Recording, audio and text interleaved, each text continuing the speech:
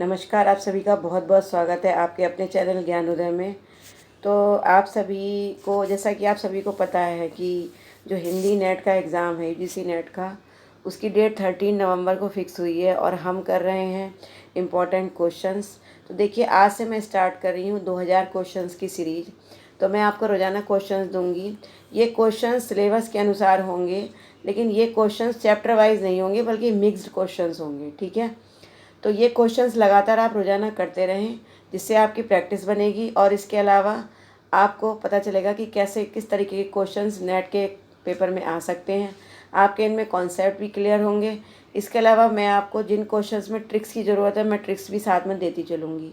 तो चलते हैं आज क्वेश्चंस की इस नई सीरीज़ की तरफ।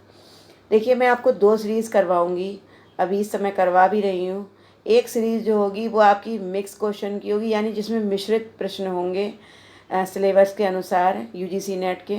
और दूसरी सीरीज़ जो होगी वो मैं आपको दूंगी चैप्टर वाइज। ठीक है, जैसा कि मैंने अभी आपको अपभ्रंश जो चैप्टर है आपका अपभ्रंश भाषा का, उससे रिलेटेड प्रश्न दिए थे। तो इस तरह से आपकी 2 सीरीज़ चलेंगी और आपको लगातार उनके क्वेश्चंस करते जाने हैं। ठीक है, अगर आपने चैनल को सब्सक्राइब नहीं किया है तो प्लीज़ सब्सक्राइब कर लीजिए। तो चलते हैं फर्स्ट क्वेश्चन पर।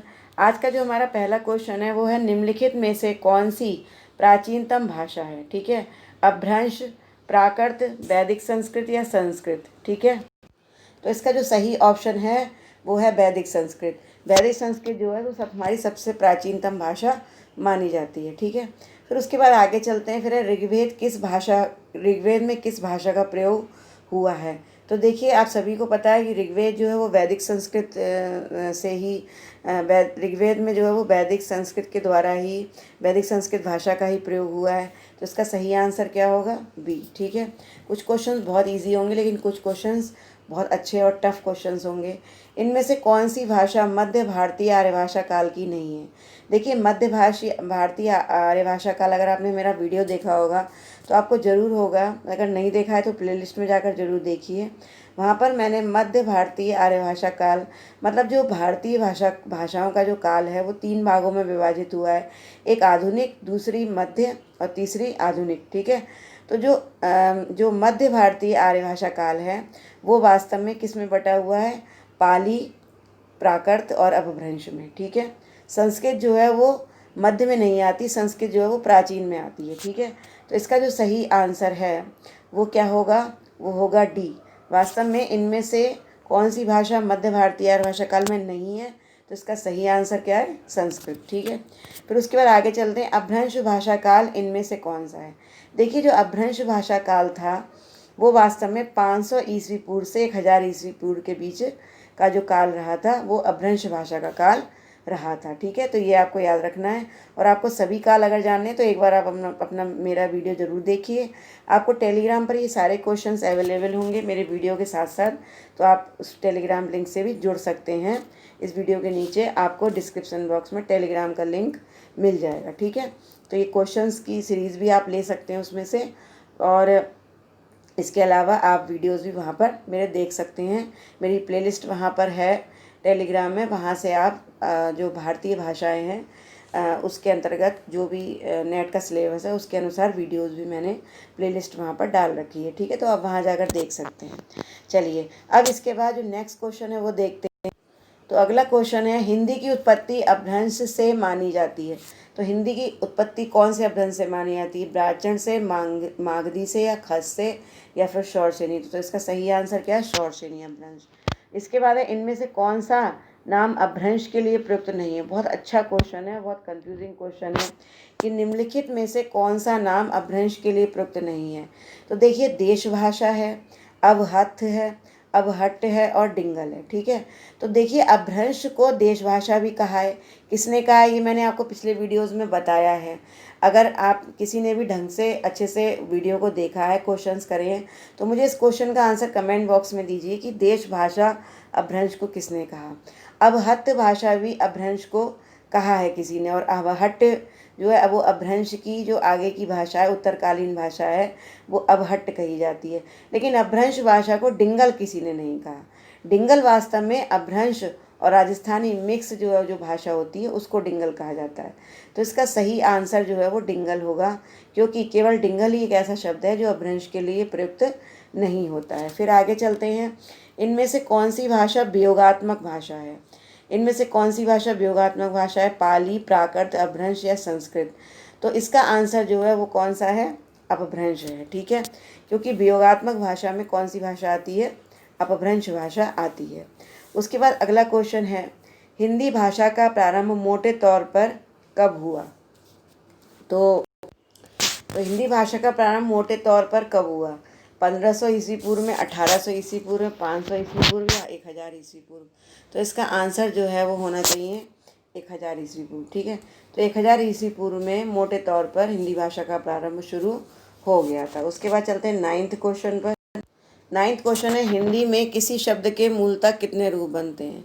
तो हिंदी में किसी शब्द के मूलतः कितने रूप बनते हैं? ये जो प्रश्न है 8 है, 6 है, 16 है या फिर 2 है। ठीक है, तो किसी शब्द के कितने रूप बनते हैं? इसका आंसर है 2। ठीक है, हिंदी में किसी भी शब्द के मूलतः कितने रूप बनते हैं? 2 रूप बनते हैं। ठीक है, ये बहुत अच्छा क्वेश्चन है, तो इसका आंसर है 2। ठीक है, उसके बाद आगे चलते हैं अगले क्वेश्चन पर। अपभ्रंश के प्रमुख कवि धनपाल की रचना कौन सी है? तो धनपाल की रचना कौन सी है? भविष्यत कथा, महापुराण, उपदेश रसायन रास या फिर खुमान डांसो? तो ये मैंने आपको पहले भी बता चुकी हूँ मैं कि भविष्यत कथा जो है वो धनपाल की लिखी हुई है। और देखिए, आपको अगर अपना भविष्य अच्छा बनाना है तो आपको धन जो है पाल कर रखना होगा। इसकी ट्रिक भी मैंने आपको पहले बता चुकी हूँ मैं। ठीक है, निम्नलिखित में से अवधी भाषा की प्राचीनतम कृति कौन सी है? तो रामचरितमानस, पद्मावत, कृष्ण चित्रावली, चंदायन। अब देखिए, ये सभी जितनी हैं ये सब अवधि की लिखी हुई है, लेकिन यहाँ पर प्राचीनतम पूछी गई है। ठीक है, तो इसमें से सबसे पहले जो लिखी गई थी जो कृति थी वो है चंदायन। ठीक है, इन चारों में से अगर इनका काल देखें तो चंदायन जो है जो सबसे पुरानी कृति मानी जाती है।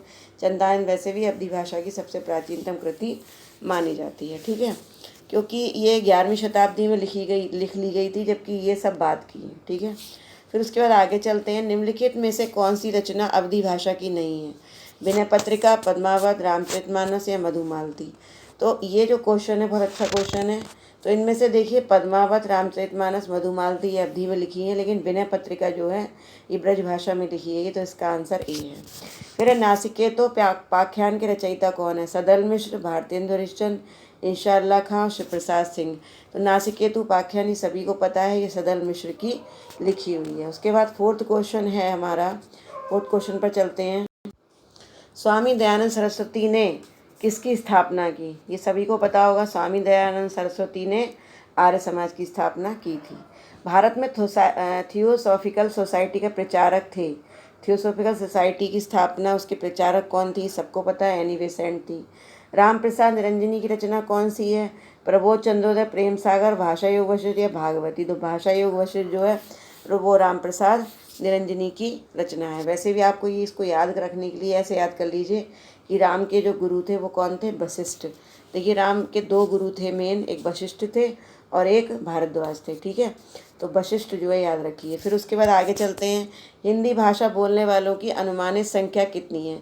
तो हिंदी भाषा बोलने वालों की जो अनुमानित संख्या मानी जाती है वो मानी जाती, देखिए ये लेटेस्ट में जो है लगभग 60 करोड़ लोग जो है हिंदी भाषा बोलते हैं। तो ये अनुमानित संख्या है। ठीक है, आगे पीछे भी हो सकती है, लेकिन ये अनुमानित संख्या मानी गई है। उसके बाद अगला क्वेश्चन हमारा है, हिंदी के अंतर्गत आने वाली बोलियां कितनी हैं? तो हिंदी के अंतर्गत आने वाली बोलियां जो है 18 बोलियां मानी गई हैं। ठीक है, 5 उपभाषाएं और 18 बोलियां हैं। ठीक है, अगर आप इसका वीडियो देखना चाहते हैं तो मेरी प्लेलिस्ट में जाकर देख सकते हैं कौन कौन सी बोलियां हैं, कौन कौन से अपभ्रंश से ये निकली हैं, ये सभी आपको पता होनी चाहिए। फिर है पश्चिमी हिंदी की बोली नहीं है। अब बताइए, मगही, बांगरू, बुंदेली और खड़ी बोली, कौन सी पश्चिमी हिंदी की बोली नहीं है? तो इसका जो सही ऑप्शन है वो है ए। ठीक है, मगही मगध के साइड की भाषा है, तो मगही जो है ये पश्चिमी हिंदी की बोली नहीं है। जबकि बांगरू जो कि हरियाणा की साइड की बोली है, बुंदेली बुंदेलखंड के साइड की, खड़ी बोली जो हमारे पश्चिमी क्षेत्र जो है मेरठ बरेली मुरादाबाद इस साइड के जो क्षेत्र हैं उन साइड की बोली है। मगही इसमें नहीं आती, तो पश्चिमी हिंदी की बोली ये नहीं है, ठीक है। ये मगही जो है वास्तव में कैसी है, बिहारी है, ठीक है, बिहारी बोली के अंतर्गत आती है। उसके बाद अगला क्वेश्चन जो है हम चलते हैं।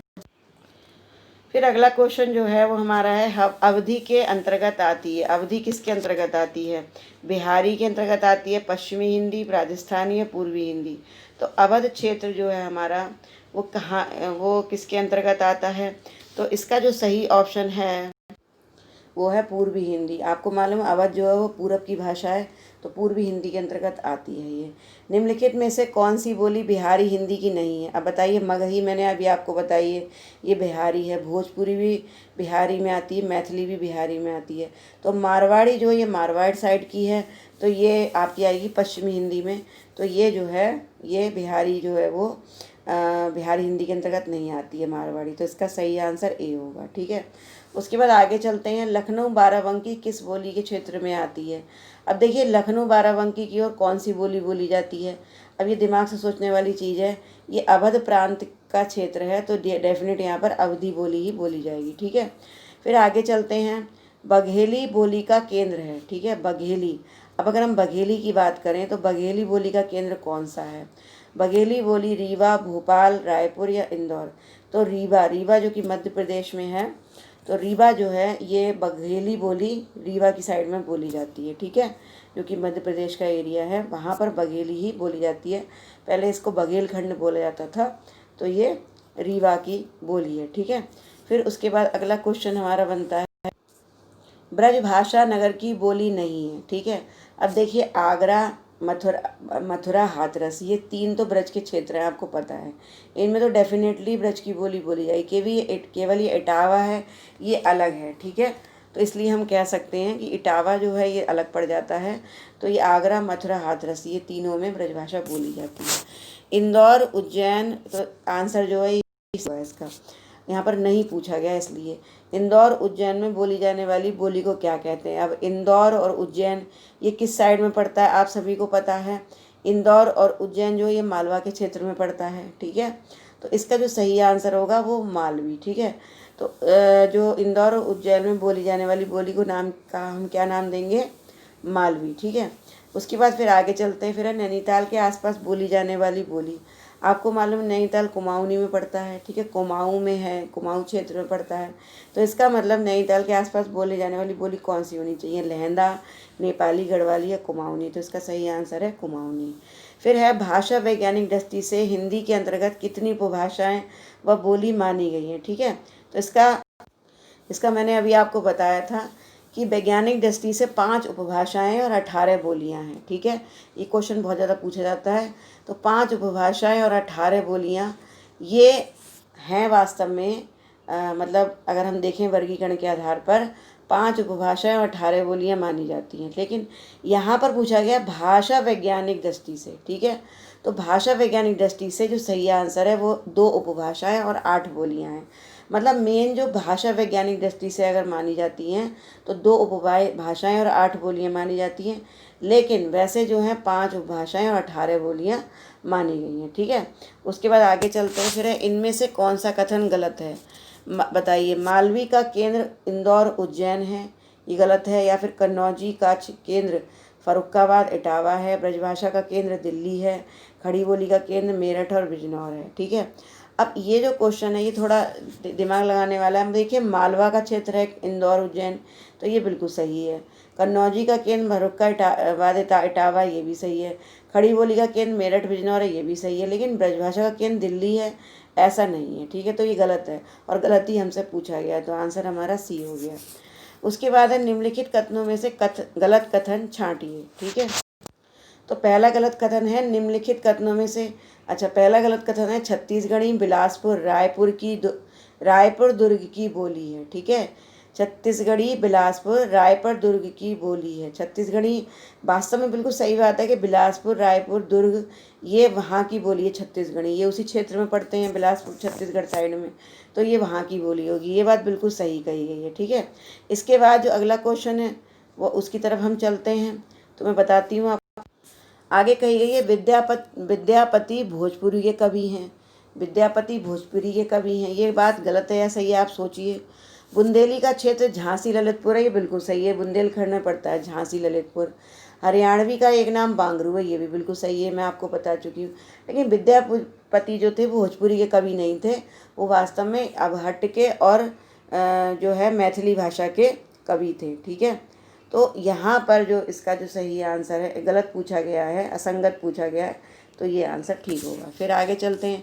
इनमें से गलत युग्म को बताइए। गलत युग्म हमें बताना है।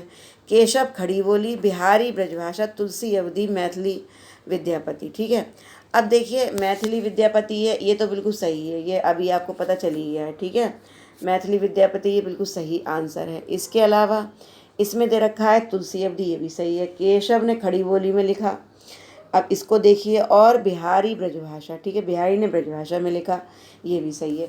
तो ये तीनों आपस में सही है, लेकिन केशव ने खड़ी बोली में लिखा, ये गलत लग रहा है और हमें गलत ही छांटना है, तो इसका आंसर ए हो गया। ठीक है, फिर आगे देवनागरी लिपि में कुल कितने वर्ण हैं? अगर टोटल वर्णों की बात करें देवनागरी लिपि में तो वो हैं 52। ठीक है, अगर आपको वर्ण जानने हैं, स्वर और व्यंजन समझने, तो आप मेरे वीडियो को देख सकते हैं। वहाँ पर मैंने बताया है कि 52 व्यंजन जो है वो कैसे हुए हैं देवनागरी लिपि में, कुल कितने वर्ण जो है वो कैसे, व्यंजन नहीं, सॉरी मैं व्यंजन भूल गई, जो आपके 52 वर्ण हैं टोटल। वर्ण का मतलब स्वर और व्यंजन दोनों को मिला करके। ठीक है, तो 52 वर्ण हैं टोटल। उसके बाद अगला क्वेश्चन है, पंचम वर्ण के स्थान पर अनुस्वार का प्रयोग देवनागरी लिपि में किए जाने का सुझाव किसने दिया था? किसने ये बात कही थी कि पंचम वर्ण के स्थान पर अनुस्वार का प्रयोग होना चाहिए? ठीक है, ये सुझाव जो है वो किसने दिया था? तो ये सुझाव काका कालेलकर ने दिया था, या महात्मा गांधी ने दिया था, या बाबू श्याम सुंदर दास ने दिया था? तो चूंकि श्याम सुंदर दास जी हैं, इन्होंने इतना सुंदर सुझाव दिया था कि भाई पंचम वर्ण के स्थान पर अनुस्वार का स्वर होना चाहिए। ठीक है, तो अनुस्वार का प्रयोग होना चाहिए, तो इतनी सुंदर बात श्याम सुंदर दास ही कहेंगे ना, तो हो गया बाबू श्याम सुंदर दास, इन्होंने ये बात कही थी। ठीक है, उसके बाद अगले क्वेश्चन पर चलते हैं हम। अगला क्वेश्चन है, उत्तर प्रदेश सरकार ने 1947 में लिपि सुधार समिति का गठन किसकी अध्यक्षता में किया था? तो देखिए 1947 में लिपि सुधार समिति का गठन किया गया था, वो किसकी अध्यक्षता में किया गया था? तो इसका आंसर क्या है? रामचंद्र शुक्ल, नरेंद्र देव, डॉक्टर राधाकृष्णन, या उपरोक्त में से कोई नहीं? तो इसका सही आंसर है आचार्य नरेंद्र देव। आचार्य नरेंद्र देव ने लिपि सुधार समिति की अध्यक्षता की थी। ठीक है, तो नरेंद्र देव, ठीक है, नरेंद्र थे ये, और इनकी लिपि बहुत अच्छी थी। ठीक है, तो ये आप ध्यान रखिए, नरेंद्र जो है वो बहुत अच्छी लिपि लिखते थे। उसके बाद आगे चलते हैं। देवनागरी लिपि में अ की 12 खड़ी स्वर ध्वनियों के स्थान पर प्रयुक्त करने का सुझाव किसने दिया था? उन्होंने, किसने ये बात कही थी कि देवनागरी लिपि में अ की 12 खड़ी स्वर ध्वनियों के स्थान पर प्रयुक्त करने का सुझाव, मतलब आ जो है वो 12 खड़ी में होना चाहिए, ये सुझाव किसने दिया था? तो ये जो सुझाव था ये किसने दिया था? तिलक ने, विनोबा भावे ने, काका कालेलकर ने, या महात्मा गांधी? तो ऐसी बात जो है वो कालेलकर ने कही थी। ठीक है, 12 खड़ी में आ की जो सजगता थी, जो प्रयुक्त करने का सुझाव दिया था छोटे आ को, ये काका कालेलकर ने कहा था। ठीक है, उसके बाद आगे चलते हैं। निम्नलिखित में से कौन सा कथन सर्वाधिक उपयुक्त है कि देवनागरी का नाम गुजरात के नागर ब्राह्मणों के कारण पड़ा था? इसमें से कौन सी बात सही है कि देवनागरी का नाम गुजरात के नागर ब्राह्मणों के कारण पड़ा था? क्या ये बात सही है?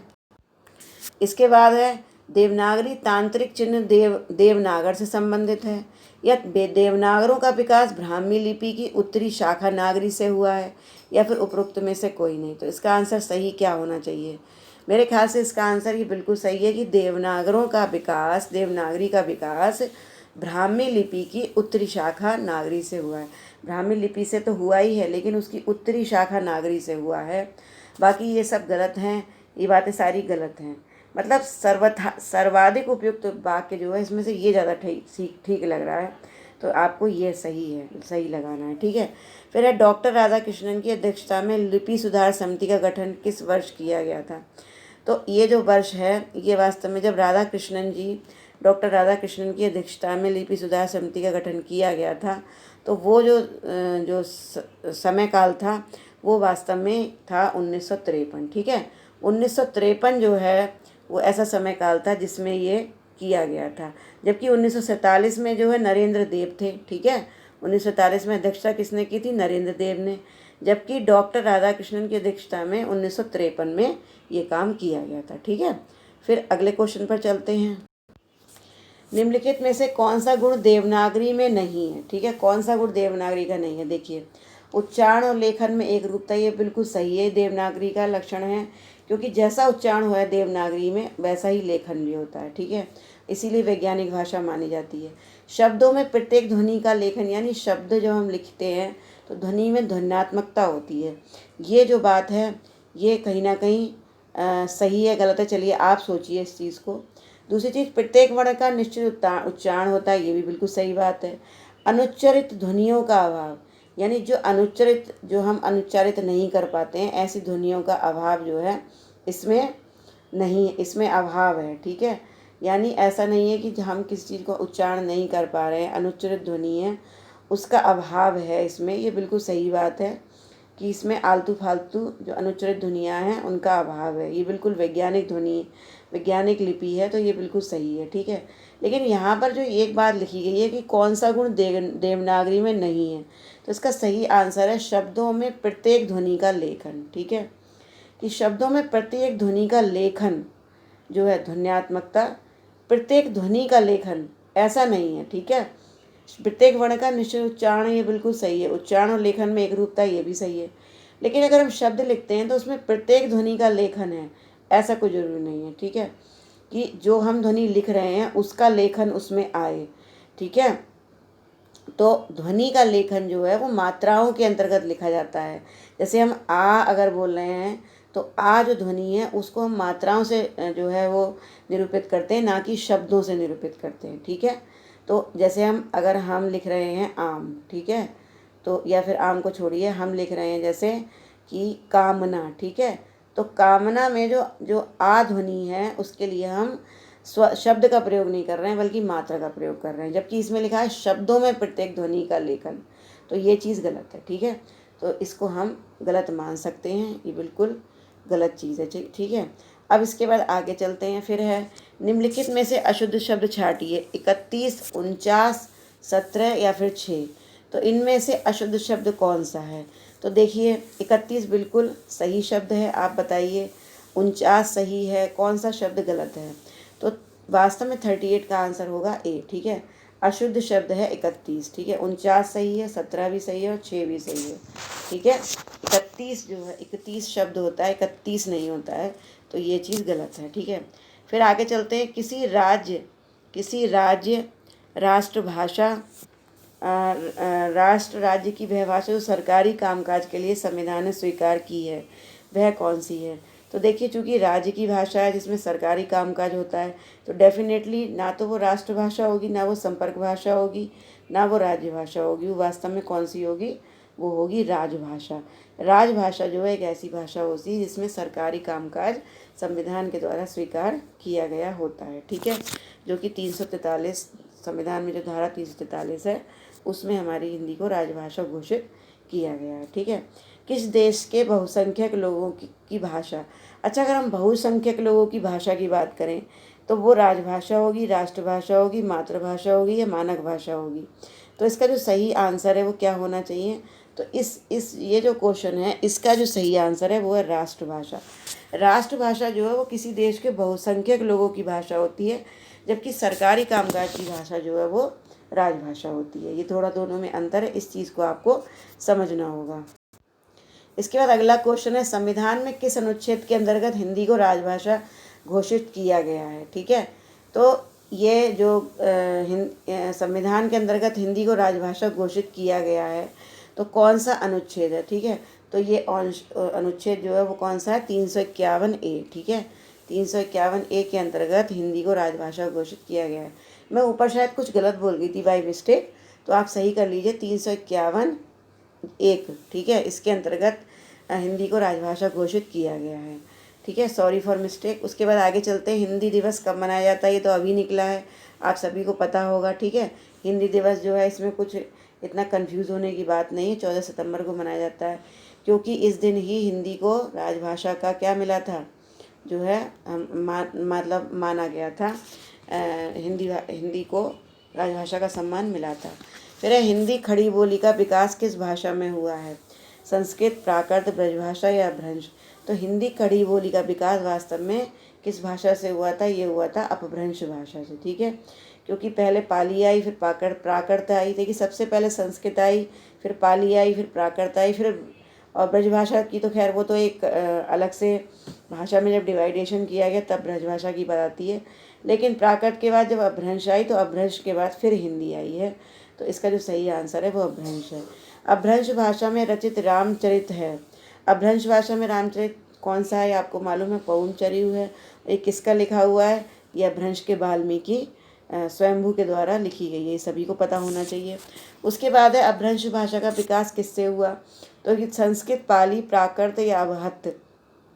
तो जैसा कि मैंने आपको बताया, संस्कृत से पाली, पाली से प्राकृत, और प्राकृत के बाद फिर कौन सी आई थी? अपभ्रंश आई थी। तो अपभ्रंश भाषा का विकास वास्तव में किससे हुआ? प्राकृत भाषा से हुआ था। ठीक है, माफ़ कीजिए, आज मेरा गला कुछ बैठा हुआ है, थोड़ा मैनेज कीजिएगा। उसके बाद है निम्नलिखित में से हिंदी का प्रथम प्रचारक कौन था?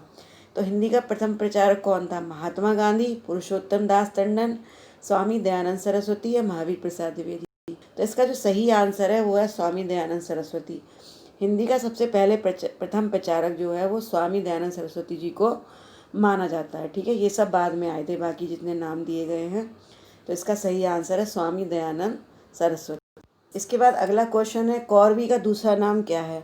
आपको मालूम है कौरवी का दूसरा नाम क्या माना जाता है? हरियाणी, मेवाती, खड़ी बोली या बुंदेली। तो खड़ी बोली जो है उसका दूसरा नाम कौरवी है, या इसका उल्टा भी बोल सकते हैं, कौरवी का दूसरा नाम खड़ी बोली। और कौरवी जो नाम दिया था खड़ी बोली का, वो किसने दिया था? राहुल सांकृत्यायन जी ने दिया था। तो ये आपको पता होना चाहिए। फिर है ब्रजभाषा का विकास कौन से अपभ्रंश से हुआ है? तो ब्रजभाषा का विकास किससे हुआ है? खस, पैशाची, नागर या शौरसेनी। तो ब्रजभाषा का विकास या हिंदी भाषा का विकास, दोनों का ही विकास जो है अगर पूछा जाता है तो वो शौरसेनी अपभ्रंश से हुआ है। खड़ी बोली का दूसरा नाम क्या है? फिर से वही क्वेश्चन वापस आ गया, मेरठी, बांगरू, कौरवी या हाड़ौती। तो ये कौरवी बोली है। आचार्य शुक्ल ने हिंदी गद्य के प्रारंभिक 4 उन्नायकों में से इनमें से किसको स्थान नहीं दिया? ये बहुत अच्छा क्वेश्चन है। तो आचार्य शुक्ल ने शिव प्रसाद, सितारे हिंद, मुंशी इंशा अल्लाह खां, सदल मिश्र या लल्लू लाल। तो इनमें से किसको उन्होंने प्रारंभिक 4 उन्नायकों में से स्थान नहीं दिया था? तो रामचंद्र शुक्ल जी जो थे वो शिव प्रसाद, सितारे हिंद को चारों उन्नायकों में से नहीं मानते थे, क्योंकि ये उर्दू के समर्थक थे। ठीक है, तो इसलिए जो है शुक्ल जी ने हिंदी गद्य के उन्नायकों में इनको स्थान नहीं दिया था। ये भारतेंदु हरिश्चंद्र के गुरु भी थे। ठीक है, तो ये जो है मैंने 50 क्वेश्चन आपको कराए हैं। और देखिए आगे मैं आपको जितने भी आगे और भी क्वेश्चंस कराऊंगी उसमें स्थापना तर्क के प्रश्न भी आएंगे, प्रकाशन काल के प्रश्न भी आएंगे। ठीक है, और क्रम से लगाने वाले जन्म काल के अनुसार कवियों को लगाने वाले क्वेश्चंस भी आएंगे। तो लगातार ये मिश्रित क्वेश्चंस हैं, इसमें आपको मिश्रित प्रश्न मिलेंगे पूरी हिंदी में से, नेट के सिलेबस के हिसाब से। तो आप ये क्वेश्चन ज़रूर कीजिए और आपके बहुत काम आने वाले हैं। चैनल को सब्सक्राइब नहीं किया तो प्लीज़ कर लीजिए, और मुझे मेरे वीडियो को लाइक कीजिए और कमेंट ज़रूर कीजिए, और करते रहिए तैयारी, हंसते रहिए, मुस्कुराते रहिए, और आप ज़रूर सफल होंगे। तो ऐसी कामना के साथ तो फिर मिलती हूँ नेक्स्ट वीडियो में। नमस्कार।